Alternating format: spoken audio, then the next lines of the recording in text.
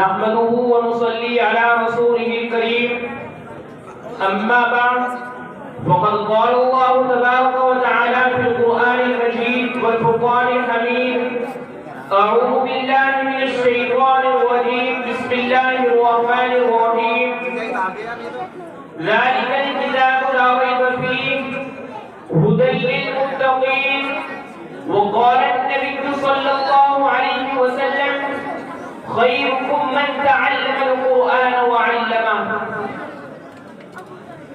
الہی رونق اسلام کے سامان پیدا کر الہی رونق اسلام کے سامان پیدا کر دلوں میں مومنوں کے الفت قرآن پیدا کر صدر محترم اسٹیج پر ہونا مقروض بزرگان دین اور حاضرین اجلاس آج کی اس محفل میں اور آج کے اس مبارک اجلاس میں میرا موضوع صحبت دنیا کی سب سے پاکیزہ مقدس کتاب قرآن پاک ہے۔ ہمیں چڑھتے سورج کی طرح یقین ہے کہ اس کا ایک ایک حرف سچا اور صادق ہے۔ وہ قرآن پاک جس کی زبان مقدس، بیان مقدس اور جو فصاحت و بلاغت کے ٹھاٹھے مارتا سمندر ہے، جس کے متعلق ارشاد ربانی ہے کہ قرآن وہ کتاب ہے جس کے صادق اور برحق ہونے میں کوئی شک و شبہ نہیں، جس کے بارے میں محسن انسانیت حضور اکرم صلی اللہ علیہ وسلم نے ارشاد فرمایا کہ تم میں سب سے بہتر شخص وہ ہے جو قرآن کریم کو سیکھے اور سکھائے۔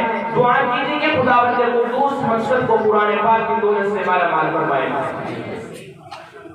محترم حضرات، قرآن اور صاحب قرآن یہ دو علیحدہ موضوع ہے۔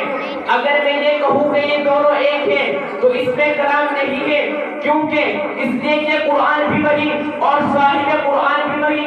فرق کیا ہے؟ فرق یہ ہے کہ قرآن علم ہے، نبی عمل ہے، قرآن متن ہے، نبی تشریح ہے، قرآن اجمال ہے، نبی تفسیر ہے، قرآن کتاب ہے، اللہ کا کلام ہے، محمد چلتا پھرتا اللہ کا کلام ہے۔ قرآن بے مثال ہے، کیوں؟ اس لیے کہ جس پیغمبر پہ اترا وہ پیغمبر بھی بے مثال ہے۔ قرآن لازوال ہے، جس نبی پہ اترا وہ نبی بھی لازوال ہے۔ قرآن کو پڑھ کر کوئی تھکتا نہیں، محمد کو دیکھ کر کوئی تھکتا نہیں۔ قرآن کو ایک مرتبہ پڑھو یا 40 مرتبہ پڑھو، مزہ وہی ہے۔ حضرات، قرآن پڑھتے جاؤ، دنیا میں جتنی کتابیں پڑھتے ہو ایک کتاب ہے، بھی ایک کتاب ہے، اور اسی طرح پرائمری کا نصاب ہے۔ ایک آدمی کہتا ہے کہ 20 جماعت کی کتاب میں نے پڑھی ہوئی ہے، ایک آدمی کہتا ہے کہ نہیں، حضور اکرم صلی اللہ علیہ وسلم کی سیرت کی کتاب پڑھو۔ دوسرا کہتا ہے کہ نہیں، جغرافیہ کی کتاب پڑھو۔ تیسرا کہتا ہے کہ نہیں، میں تاریخ اسلام پڑھتا ہوں۔ چوتھا کہتا ہے کہ نہیں، میں نے کوئی کتاب پڑھ رکھی ہے۔ ایک کتاب کو تو پڑھتا ہے، دوسری مرتبہ نہیں پڑھتا، تیرا جی نہیں چاہتا دنیا کی کوئی کتاب دوبارہ نہیں پڑھتا، سیبارہ نہیں پڑھتا۔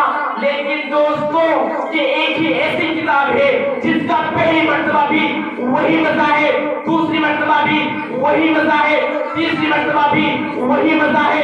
40 مرتبہ پڑھے مزہ وہی ہے، ساری رات پڑھے تو مزہ وہی ہے، سارا دن پڑھے تو مزہ وہی ہے، تراویح میں سنے تو مزہ وہی ہے، نفلوں میں سنے تو مزہ وہی ہے، منبر پر سنے تو مزہ وہی ہے، حافظ پڑھے تو مزہ وہی ہے، قاری پڑھے تو مزہ وہی ہے۔ قرآن پڑھتا جا، مزے میں کوئی تبدیلی نہیں۔ 40 مرتبہ بھی پڑھے گا تو عرش سے خدا بولے گا کہ دنیا کی کسی کتاب پر اتنا ثواب نہیں ملتا جتنا ثواب اس کتاب پر ملتا ہے۔ محترم حضرات، دنیا کی ایک پوری کتاب پڑھو، کوئی ثواب نہیں۔ قرآن کا ایک لفظ پڑھو، 10 نیکیاں ملیں گی، 10 گناہ معاف ہوگے، 10 درجے بلند ہوگے۔ یہ تو پڑھنے والے کی بات ہے۔ میں خدا کی قسم کھا کر کہتا ہوں، تو قرآن نہیں پڑھتا، قرآن سنتا ہے، تجھے تب بھی ثواب ہے۔ تو قرآن کو دیکھتا ہے، تجھے تب بھی ثواب ہے۔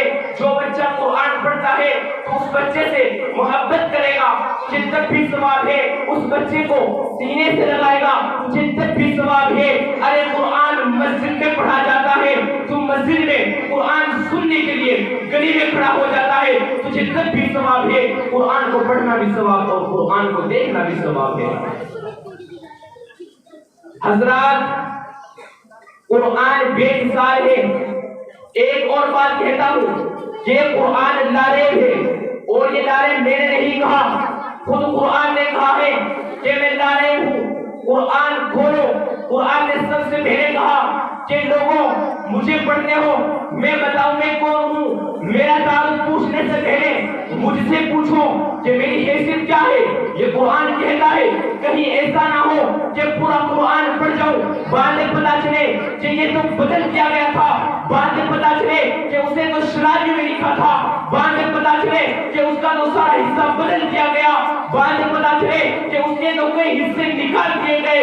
اس لیے 114 سورتوں میں جو سب سے پہلی سورت ہے, پہلا لفظ ہے الف لام میم, پڑھنے کے بعد قرآن اپنی حیثیت کو متعین کرتا ہے تاکہ پہلے میری حیثیت کو پڑھ کر پھر آگے چل, تاکہ کوئی شک باقی نہ رہے. قرآن نے کیا کہا؟ الف لام میم کیا ہے, الف کیا ہے, لام کیا ہے, میم کیا ہے, اس پر تم غور نہیں کرتے ہو. الف سے اللہ ہے, اللہ نے فرمایا میں بھیج رہا ہوں. لام سے جبرائیل ہے, جبرائیل نے کہا کہ میں لا رہا ہوں. میم سے محمد ہے, محمد صلی اللہ علیہ وسلم کہتے ہیں میرے سینے پہ اترا ہے.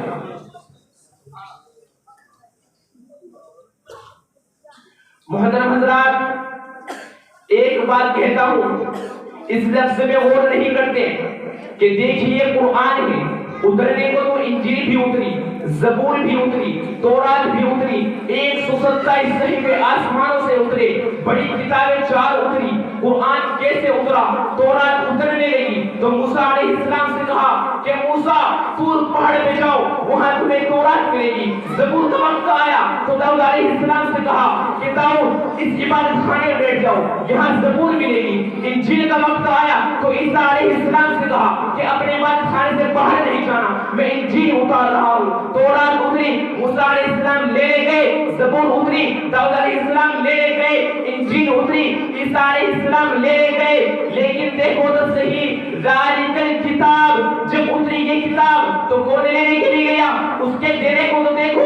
اس کتاب کو لینے کے لیے محمد صلی اللہ علیہ وسلم نہیں گئے, بلکہ پیغمبر مکے میں تھا, قرآن کو مکے میں بھیج دیا. نبی مدینے میں تھا, قرآن کو مدینے میں بھیج دیا. نبی بدر میں, قرآن بدر میں. نبی احد میں, قرآن احد میں. نبی خندق میں, قرآن خندق میں. نبی غزوہ تبوک میں, قرآن غزوہ تبوک میں. حتیٰ کہ نبی عائشہ رضی اللہ عنہ کے بستر پر قرآن بھی, عائشہ رضی اللہ عنہ کے بستر پر ہمیں دین قرآن نے سکھایا. رمضان کا مہینہ قرآن نے بتایا, غریبوں سے اچھا سلوک قرآن نے بتایا, ہمسائے کا حق قرآن نے سکھایا, مسکرانا قرآن نے سکھایا, سلام قرآن نے سکھایا, عظمت قرآن نے سکھائی. ماشاءاللہ, سبحان اللہ, سبحان اللہ. بہت اچھے انداز آپ پیش کر رہے ہیں, ماشاءاللہ, ماشاءاللہ. جزاک اللہ, جزاک اللہ. محترم حضرات اگر ہم ماضی کی طرح حال و مستقبل کو روشن اور تابناک بنانا چاہتے ہیں تو قرآن پاک سے وابستہ ہونا ہوگا, اسے سینے سے لگانا ہوگا. اگر ہم چاہتے ہیں کہ دنیا کے ساتھ ہماری آخرت بھی سمجھ جائے تو اس کی تعلیمات پر عمل کرنا ہوگا. خدا نہ خواستہ آج ہم نے اپنے بچوں کو 2 پیسوں کے لالچ میں دین سے دور رکھا اور ہماری نظر اخروی نعمتوں کے بجائے دنیا میں ڈگریوں پر رہی, تو یاد رکھیے خدا کے ہاں اس کا جواب دینا ہوگا. یہ شعر میرے خون کی مانند گردش کر رہا تھا. دنیا کی کتابوں میں قرآن چمکتا ہے, دنیا کی کتابوں میں قرآن چمکتا ہے, قرآن میں اللہ کا فرمان چمکتا ہے. ایک قول محمد, قول خدا فرمان نہ بدلا جائے گا. ایک قول محمد, قول خدا فرمان نہ بدلا جائے گا, بدلے گا لاکھ زمانہ مگر قرآن نہ بدلا جائے گا. اسی پر میں اپنی تقریر کو ختم کرتا ہوں. دعا کیجیے کہ خداوند قدوس ہم سب کو قرآن پاک کی دولت سے مالا مال فرمائے. وآخر دعوانا الحمدللہ رب العالمین.